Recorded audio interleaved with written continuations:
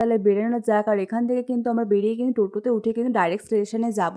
তাহলে চলো গাইস, তাহলে যাওয়া যাক। এদিকে কিন্তু আমি শাড়িটা একটু ঠিকঠাক করে নিচ্ছিলাম। বুঝতেই পারছো শাড়ি তো খুব একটা পরি না অকেশন ছাড়া, যাও সরস্বতী পুজো, অষ্টমী এই সময়তে তো শাড়ি পরি না, একটু শাড়ি না পরলে হয়ও না। তো দেখো এখানে কিন্তু হেঁটে হেঁটে একটু ভিডিও করে নিলাম, দিদিকেও বানিয়ে দিয়েছিলাম। অকেশনে শাড়ি পরতে কিন্তু বেশ ভালোই লাগে। সো গাইস, আমরা এবার বাইরের দিকে বেরোচ্ছি, চলো তাহলে যাওয়া যাক। সো পুরো ফাঁকা হয়ে গেছে, দেখো পুরো মঙ্গল পাণ্ডে পুরো ফাঁকা। এখন আমরা যাচ্ছি সোজা বাড়ির দিকে যাব না, এখন কোথায় যাচ্ছি কী কী করছি সবটাই কিন্তু এই ব্লগে থাকবে। সো গাইস, কন্টিনিউ দেখতে থাকো।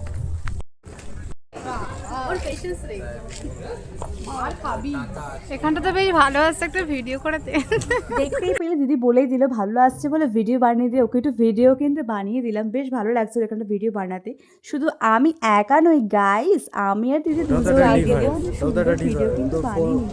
তাহলে চলো এবার তাহলে যাওয়া যাক। তুই কি বলিস, আমি 16% চার্জ নিয়ে ঘুরে বেড়াচ্ছি বাড়ি থেকে, এখন 11। তো 16% চার্জ হলেও কোনো ম্যাটার না, তুই তো ফোন ইউজ করছিস না। আর এটা কন্টিনিউ ফটো ভিডিও তুলে যাচ্ছি, তো চার্জ থাকবে। আর পাওয়ার ব্যাংকটা আমি ক্যারি করিনি, এটাই হচ্ছে সমস্যা। তো কিছু করার নেই, চলো গাইস একবার বেরোতে হবে। চলো তাহলে যাওয়া যাক, টোটোতে আমরা উঠবো এখন।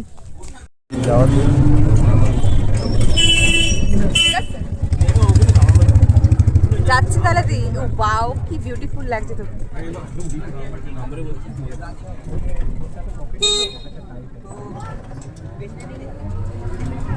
আর কি ঠান্ডা হাওয়া দিচ্ছিল টোটোতে বসার পর। চলে আসলাম আমরা ব্যারাকপুর স্টেশনে। আর দেখো সরস্বতী মায়ের মুখটা কি মিষ্টি লাগছে, কি সুন্দর লাগছে। আর খুব ভিড় ছিল, দেখো তোমরা কত সুন্দর লাগছে মুখটা, তাই না? বেশ ভালো লাগছে। আমরা ওই একটা দুটো মতন ফটো তুলেছি, সুন্দর মায়ের মুখটার কিন্তু অনেক ফটো তুলেছিলাম, বেশ ভালো লাগছিল। তারপরে কিন্তু আমরা বেরিয়ে পড়লাম যাওয়া। আমরা যাবো এখন বাড়ি, তো ওয়েট করছি আমরা। এখন বাড়ি যাবো না, মানে বাড়ির দিকে যাবো, ওর জন্য টোটো বা অটো দেখি কি পাই, কারণ ওখানে অটোর যা সো গাইস, আমরা টোটোতে বসে পড়েছি, এখন আমরা যাবো রেস্টুরেন্টে। তাহলে চলো যাওয়া যাক। যাবে তো দি? কেমন লাগলো ঘুরে? এদিকে আমি লিপস্টিকও লাগিয়ে নিলাম, দাদা বললাম বড় যাওয়ার সময় না। চলো গাইস তাহলে যাওয়া যাক। দেখো আমরা কিন্তু ব্রিজে কিন্তু উঠেই পড়েছি। আর দেখো এখানে কিন্তু খুবই জ্যাম ছিল, কি আর বলি।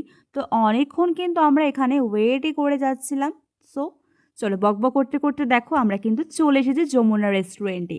তাহলে চলো গাইস ভিতরের দিকে তাহলে যাওয়া যাক। আর আমরা কিন্তু ডিসাইড করবো যে আমরা কি খাবো আজকে। এখানে পুরো দায়িত্ব কিন্তু বুবুর উপরে দিয়ে দিয়েছিলাম, বললাম ওকে